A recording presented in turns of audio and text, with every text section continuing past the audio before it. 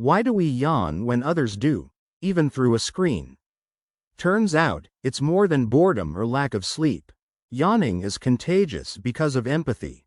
Our brains mirror what we see, syncing us socially without us realizing. In lab studies, people most susceptible to contagious yawning scored higher on empathy tests. Even babies as young as 4 years old start mimicking yawns.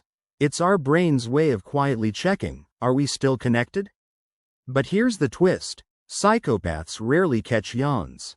Their brains don't mirror emotions like most do. So next time someone yawns and you don't feel the urge, ask yourself, what does that say about your empathy?